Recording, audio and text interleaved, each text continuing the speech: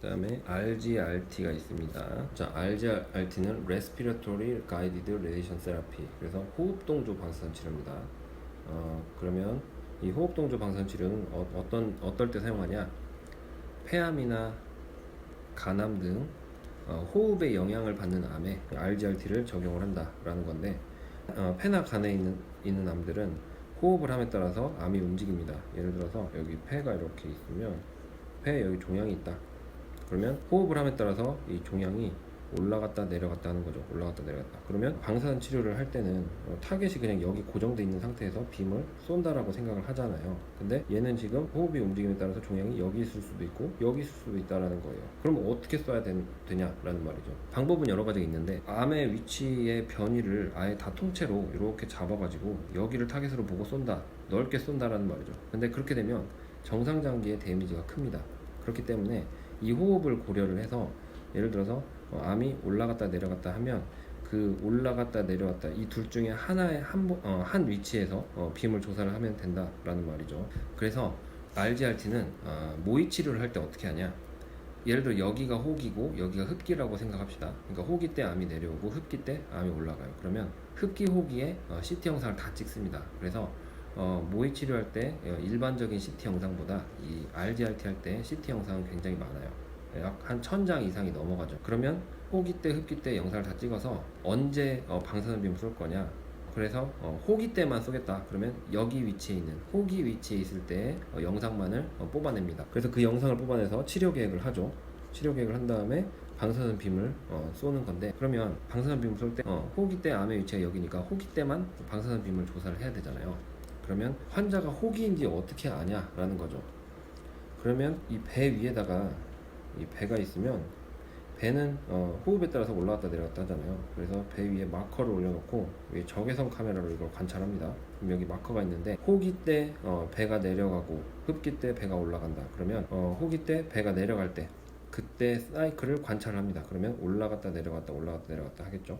그러면 여기가 호기다 라고 생각하면 요 마커를 관찰한 다음에 이게 호기 때 내려오니까 그때가 호기로 생각이 되면 그때서 방사선을 쏘는 겁니다. 그러면 호기 때만 정확하게 방사선을 쏠 수 있겠죠. 그래서 이거를 그 특정 주기, 그러니까 암이 올라갔다 내려갔다 하는데, 내려갔다 하는데 이 내려온 특정 주기에만 방사선을 조사하는 것, 이거를 게이팅이라고 합니다. 게이팅. 그래서 게이팅 치료를 한다라는 거고, 시간에 따른 호흡 모션을 고려하기 때문에 이 RGRT는 4DRT라고도 합니다. 4DRT, 4차원 방사선 치료라고도 합니다. 그래서 이런 경우는 폐나 간암 등 호흡에 영향을 많이 받는 종양에 사용한다라는 거예요. 그리고 이때 사용되는 흡기와 호기를 관찰하기 위해 사용되는 요런 시스템, 이거를 호흡 동조 시스템이라고 해서 RPM이라고 합니다. RPM. 그래서 리얼타임 포지션 매니지먼트라고 합니다. 네, 그래서 이 내용에 대해서도 강의 자료에서 살펴보도록 하겠습니다. 자, 그 다음에 방사선 수술이 있습니다. 방사선 수술은 왜 방사선 수술이라고 하냐? 이거를 레디오 서저리라고 하고, 방사선 수술의 의미는 일반적인 치료보다 분할 횟수가 짧다. 그러니까 일반적인 거는 분할 횟수가 한 30회 이상 되는데, 레디오 서저리는 분할 횟수가 10회가 채 안 됩니다. 그러니까 1에서 한 5, 6회 정도 분할 횟수가 짧은 거, 그거를 레디오 서저리라고 하는데, 그 중에서도 구별이 됩니다. 어떻게 구별이 되냐? 정의적 방사선 수술 SRS라는 개념이 있고, 그 다음에 SBRT라는 개념이 있습니다. 그 다음에 FSRT라는 개념이 있어요. 그런데 이 SRS는 브레인 튜머, 그러니까 브레인 쪽에 뇌암 치료를 하는데 1회 조사를 할 때 그때를 SRS라고 부릅니다. 그리고 SBRT는 뭐냐? 뇌를 제외한 바디 쪽, 몸 쪽을 치료를 할 때입니다. 그래서 이 SBRT 할 때 B가 바디입니다. 바디. 근데 SBRT는 두 개로 나눠져요. 1회 조사할 때가 있고, 그 다음에 수회, 그러니까 한 5회나 6회 정도 할 때가 있습니다. 그래서 이때 1회 하는 거나 5, 6회 바디 쪽에 있는 암 치료를 할 때 1회 치료나 아니면 5, 6회 치료를 할 때를 SBRT라고 하고, 이때 5, 6회 정도 분할을 하는 거를 FSRT라고 합니다. 이게 프랙셔네이티드, 그러니까 분할이 있다라는 거죠.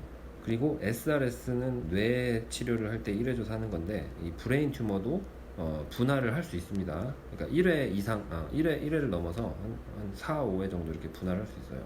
그것도 FSRT입니다. 아시겠죠? 그러니까 SRS는 그냥 1회 조사를 한다는 개념이 들어가 있고 SBRT는 1회랑 5, 6회 정도, 꼭 5, 6회라기보다는 수회 정도, 10회 이내에 몇 회, 그러니까 수회, 그 정도가 다 포함이 돼 있다라는 겁니다. 그러면 이 SRS는 아까 브레인의 1회 조사를 한다고 했는데, 브레인 튜머를 조사할 때 사용하는 장치가 뭐냐? 감마 나이프입니다.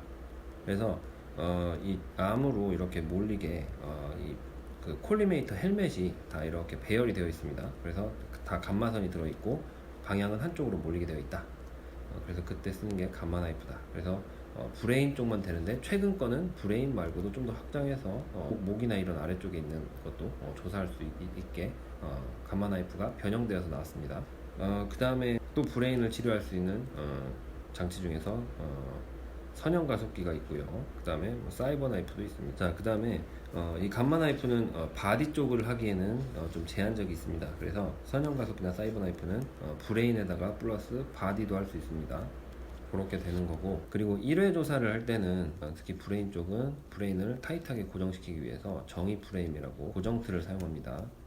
그래서 도라이버로 타이트하게 고정을 시키죠. 근데 브레인에서 뭐 한 몇 회 정도 더 분할을 해야겠다. 근데 브레인 튜머에서 몇 회 정도 더 분할하는 거는 암 크기가 좀 크거나 아니면 뭐 시신경 옆에 암이 존재할 경우, 그러니까 암 주변에 민감한 장기가 있을 때는 몇 회 정도 분할을 하죠. 그리고 SRS는 특징이 암 크기가 작은 거, 암 크기가 작고 작으니까 그렇게 암 모양이 불규칙하지도 않습니다. 그런 거에 SRS를 사용합니다. 그러니까 조사면이 작아요. 조사면이 일반적인 치료 조사면보다 작습니다. 그래서 이 선형 가속기로 치료하거나 사이버 나이프로 치료할 때는 콘이란 걸 사용하죠. 콘도 사용하고, 사이버 나이프 같은 경우 최근에 나온 장치들은 콘에 플러스 MLC도 사용할 수 있습니다. 물론 선형 가속기는 콘, MLC 다 사용할 수 있고요. 감마 나이프는 MLC는 없습니다. 그냥 구경이 고정된 그런 아주 얇은 빔이 나옵니다. 그런 거다라는 거고, 이 SRS를 하는 이유는 가급적이면 분할을 하면 치료 기간이 길어지니까 짧은 기간에 치료를 하겠다라는 거죠. 그럼 그랬을 때 생기는 문제점이 뭐겠냐? 정상 장기에 들어가는 데미지가 커지겠죠. 예를 들어서 일반적인 치료 30회짜리 치료에 사문조사를 하는 거랑 1회짜리의 치료에서 사문조사를 하는 거랑 데미지가 다릅니다. 왜냐면 어차피 여기는 설량이 똑같을 텐데 이 나머지 노멀 티슈에 들어가는 설량이 1회 조사할 때는 엄청 크잖아요. 그래서 어떻게 하냐? SRS에서는 조사문 수를 굉장히 여러 개를 합니다. 그러니까 단순한 게 아니라 이런 식으로 굉장히 여러 방향에서 조사를 합니다. 그러면 이 노멀 티슈들이 설량을 나눠 맞을 수 있기 때문에 짧은 분할 횟수에도 불구하고 정상 장기의 데미지를 줄일 수 있다. 그러면서도 종양에는 설량을 모이게 할 수 있다라는 거죠. 그런 특징들이 있습니다. 그리고 사이버 나이프 같은 경우는 호흡에 따른 종양을 치료할 때 어떻게 하냐? 종양 추적 장치가 있습니다. 그래서 골드 마커를 삽입해서 치료를 할 수 있고요. 그리고 이 사이버 나이프는 호흡 연동을, 호흡동 조장치를 사용하는데, 여기서는 게이팅을 하는 게 아니라 트래킹을 합니다. 트래킹. 이건 추적 조사인데, 아까 게이팅은 암이 올라갔다 내려갔다 했을 때 특정 위치에서만 쏜다고 했잖아요. 그러니까 트래킹은 뭐냐? 암이 올라갔다 내려갔다 하면 그거를 빔이 계속 따라갑니다. 그러니까 여기서도 쏘고, 이 위치에 있을 때도 쏘고, 이 위치에 있을 때도 쏘고, 그러니까 빔이 계속 따라가면서 쏘는 거를 트래킹이라고 합니다. 그게 가능하다라는 거죠. 왜냐면 사이버 나이프는 이따가 강의 자료에서 사이버 나이프 구조를 아시겠지만 로보팔로 돼 있어서 굉장히 움직임이 자유롭습니다. 근데 선형 가속기 같은 경우는 움직임이 원운동으로 제한돼 있잖아요. 그래서 사이버 나이프는 이 트래킹을 할 수 있다라는 거죠. 자, 그리고 SRS용 그 선형 가속기가 있다고 했는데, 요즘에는 선형 가속기를 들여오면 이 선형 가속기에서 SRS도 가능하고, 뭐 IMRT, 뭐 IGRT, 3D CRT 뭐 다 가능합니다. 그런 장치들을 만들어놔요. 그러니까 이런 데다가 옵션으로 추가해 놓는 거죠. SRS도 가능하게, 뭣도 가능하게, 뭐 다 가능합니다. 여기까지 필기 강의를 받고 이제 강의 자료로 돌아가도록 하겠습니다. 강의 자료로 돌아와서 챕터 8을 보시겠습니다. 챕터 8의 2장을 보시면 특수방사선 치료, 3D CRT, IMRT, VMAT, IGRT, RGRT가 있고, 특수방사선 치료 두 번째 파트 SRS, SBRT, FSRT가 있습니다. 아까 필기로 설명드렸던 내용에 더해서 강의 자료 그림을 살펴보도록 하겠습니다. 3페이지에 보시면 순방향 치료계획과 역방향 치료계획의 차이가 나와 있습니다. 순방향 치료 계획은 3D CRT가 3차원 입체조형 치료에서 시행을 하는 것인데 빔이 종양에 들어가는 방향대로 방사선 빔을 더하면 종양에 들어가는 설량이 계산되는 것. 그러니까 직관적으로 나올 수 있는 거고, 오른쪽에 있는 B가 역방향 치료 계획입니다. 이것은 종양과 위험 장기의 제한 설량을 결정을 해주죠. 그러니까 종양에는 처방 설량을 지정해주고, 위험 장기에는, 그러니까 위험 장기가 OAR입니다. 거기에는 제한 설량을 설정하고 빔 방향도 이 치료 계획 프로그램이 최적화를 시켜줍니다. 그래서 어느 방향에서 쏘면 더 암에는 정확하게 설량이 정확하게 들어가고 위험 장기인 OAR은 설량을 줄일 수 있을지를 최적화 시킬 수 있습니다. 그런 차이가 있고, 이 순방향 치료, 이 역방향 치료 계획은 IMRT와 IMAT, 그러니까 VMS에도 이 역방향 치료 계획이 적용이 됩니다. 그 다음에 4페이지 보시면 먼저 3차원 입체조형 치료법을 보시겠습니다. 3D 컨포멀 레디션 세라피다. 그래서 3D CRT라고 줄여서 부르는데, 이 컨포멀이라고 하는 것이 그 3차원적으로 종양의 모양에 맞게 설량이 잘 들어가게 설정을 한다. 그런 의미에서 컨포멀이라는 단어를 썼는데, 이 3D CRT도 IMRT와 비교해서는 IMRT가 더 종양 모양에 가까운 설량을 주는 거죠. 그런데 왜 이때는 3D CRT라고 나왔냐? 이거는 더 과거에 방사선 빔의 조사 문수가 굉장히 심플할 때, 그러니까 뭐 이문조사 같은 경우 그런 심플할 경우, 그럴 경우에 비해서는 3차원 입체조형 치료가 설량 분포가 더 입체적이란 말이죠. 그것 때문에 3차원 입체조형 치료라는 말을 썼습니다. 그러니까 그 당시에는 이런 치료법이 굉장히 좋았다라고 보는 거죠. 자, 그래서 여기 보시면 3차원 영상을 기반으로 다양한 기하학적 조사 방향을 선택해서 종양에 맞는 최적화된 설량 분포를 획득한다. 그러니까 과거의 치료법이라 하면 그 컨벤셔널 시뮬레이션을 통해서 매우 단순한 조사 문수를 갔는데, 이 3차원 입체조형 치료법부터 CT 영상을 이용을 해서 다양한 방향에서 빔을 조사했다라는 거죠. 그래서 3D CRT가 이 당시에는 굉장히 좋은 치료 방법이었기 때문에 이렇게 좋은 말로 써져 있는 거죠. 그리고 비동일 평면 또는 동일 평면에서 방사선 조사가 이루어진다. 그래서 겐트리와 카우치를 움직여서 이 비동일 평면을 만들 수 있다라는 거죠. 왼쪽 아래 보시면 난코플래나, 이게 비동일 평면이고 오른쪽이 코플래나다.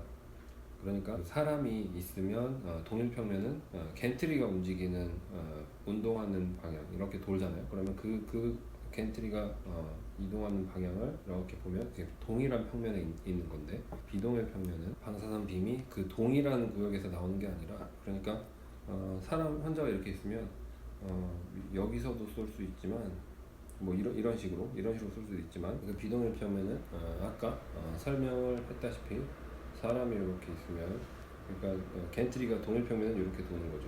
이런 식으로 쏘는 건데, 때에 따라서는 요렇게 쏘고 싶으면 쏠 수도 있잖아요. 아니면 이렇게 쏘던가. 이제 그런 거를 위해서 비동일 평면을 해준다. 근데 겐트리는 어쨌든 이 방향으로만 돌기 때문에 이 방향이기 때문에 카우치를 돌려서 쏘면 비동일 평면을 만들 수가 있다라는 거죠. 그러니까 빔이 들어오는 방향을 좀 더 다양하게 하기 위해서 비동일 평면을 만들어 준다라는 겁니다. 그다음 5페이지 보시면 다양한 각도에서 종양 형태에 근접한 방사선을 조사한다. 2차원 치료에 비해서 치료 정밀성 향상, 부작용 감소. 여기 내용이 나오죠. 그러니까 2차원은 과거 컨벤셔널한 시뮬레이션을 통한 치료인데, 그거에 비해서 종양 형태에 근접한 방사선을 조사할 수 있다. 그런데 지금은 3D CRT보다 더 설량의 정밀도가 높은 IMRT나 IMAT가 사용되고 있다라는 거죠. 자, 그리고 CT 시뮬레이터와 RTP 시스템을 사용한다. 그리고 치료 계획은 순방향 계획이다라는 거죠. 6페이지 세기 변조 방사선 치료법 인텐시티 마듈레이티드 레디오 세라피 IMRT입니다. 레디오 세라피 혹은 레디에이션 세라피 둘 다 같은 말입니다. 그래서 IMRT를 왜 했냐? 불균질한 종양에 대해서 다이나믹 MLC를 이용해서 동일 조사면에서 방사선 세기를 조절하여 치료하는 방법이다. 그래서 방사선 세기는 불균등하지만 치료 용적에서는 가장 이상적인 설량 분포를 나타낸다. 여기서 이 두 번째 줄에서 말한 두 번째 문장에서 말하는 방사선 세기는 불균등하지만, 그러니까 공기 중에 조사되는 방사선의 세기는 평탄하지 않고 불균등하다 그런 말이고, 그렇지만 치료 영역에서는 가장 이상적인 선량 분포, 그러니까 공기 중에 조사된 그런 불균등한 선량이 몸 안에 들어갔을 때는 종양에는 잘 맞는 모양이면서 OAR의 선량은 최소로 할 수 있는 그런 선량 분포를 보인다라는 거죠.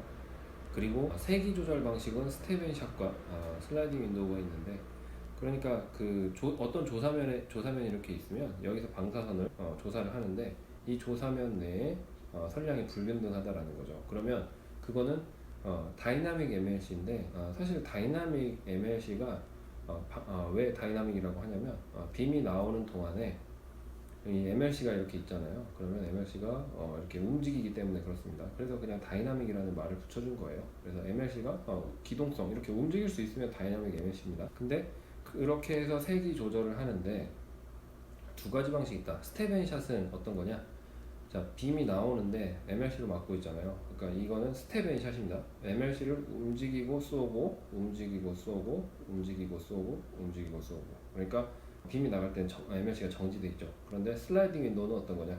빔이 조사되는 동안 MLC가 움직인다. 그러니까 빔이 나오면서 MLC가 이렇게 자연스럽게 계속 움직이는 겁니다. 이런 식으로.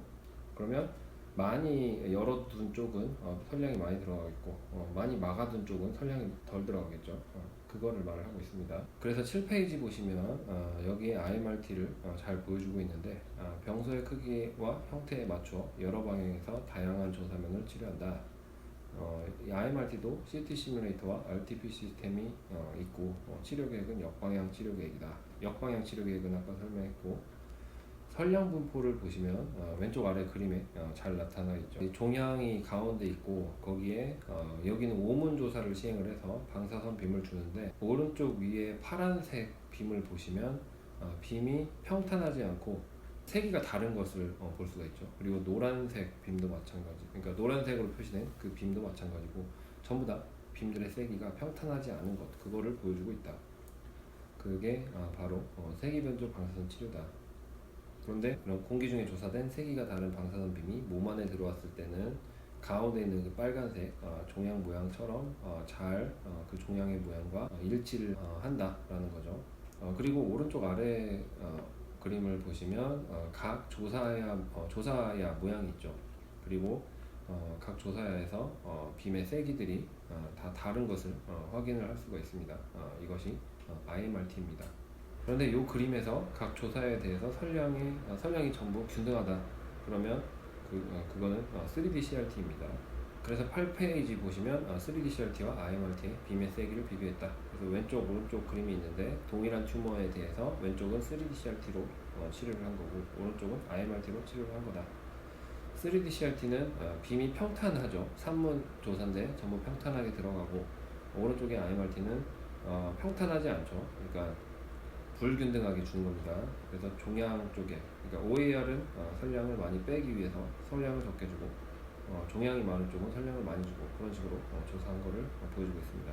이 그림을 보시면 이해가 되실 거라고 생각합니다. 그 다음에 9페이지는 IMRT의 예인데, 이거는 헤드앤넥 쪽입니다. 이쪽 머리와 목 쪽, 이쪽이 되게 복잡하게 생겼습니다. 그러니까 종양이 있는데 그 부분에, 종양 부분에 결정 장기들이 굉장히 많아요. 그래서 그런 복잡한 구조를 치료를 할 때 IMRT를 많이 사용한다라는 거죠. 그 다음에 10페이지를 보시면 IMRT를 넘어서 IMAT, 그러니까 IMRT 플러스 아크 세라피를 합친 겁니다. 그래서 그 IMAT가 볼륨메트릭 모듈레이티드 아크 세라피라고 VMAT으로 불립니다. 이것은 최적 변조 회전 치료고, 세기 조절 회전 치료 인텐시티 모듈레이티드 아크 세라피와 같은 말입니다. 그래서 3D CRT와 IMRT는 특정 방향에서만 겐트리가 고정되어 방사선을 조사하는 고정 조사인데, VMAT은 회전 조사입니다. 그래서 겐트리가 움직이면서 빔이 나오면서 IMRT도 되는 것, 그것이 VMAT이고, 다이나믹 MLC가 움직인다라는 거죠. 그러니까 IMRT를 위해서 움직이고, 선량률도 바뀌고, 그 다음에 겐트리 회전도 연동이 돼서 이 세 개가 동시에 구현이 되는 겁니다. 그래서 아래쪽에 보시면 왼쪽 아래는 IMRT이고요. 그 다음에 오른쪽은 VMAT으로 치료했을 때입니다. 그래서 종양은 똑같은데 그 가운데 그 땅콩 모양의 종양이 있죠. 그래서 IMRT로 치료하면 뭔가 선량이 높은 부분이 종양 바깥쪽까지 튀어나오는데 VMS로는 그 땅콩 모양에 정확하게 맞춰서 빔을 쏠 수가 있다라는 것을 보여주고 있다. 그러니까 VMS이 그런 면에서 성능이 좋다라는 것을 보여주고 있죠. 그리고 11페이지에 보시면 이 VMS의 그 임상적인 특징을 보시겠습니다. 자, 왼쪽 위를 보시면 그쪽 링이 보이죠. 그러니까 이거는 회전조사인데 VMS이 회전조사입니다. 그래서 그것에 대한 그 왼쪽 위에 보시면 동그란 그림이 보이시죠. 이게 바로 VMS를 수행했다라는 거고, 오른쪽에 보시면 이게 IMRT인데 오른쪽 위에 빔을 조사했을 때 이 악어 이빨 모양으로 이렇게 이런 식으로 돼 있습니다. 그게 IMRT를 했다라는 표시입니다. 근데 이번 학기 시험에서는 임상 그림은 내지 않기 때문에 그냥 참고로 그렇구나 라고만 하고 넘어가시면 됩니다.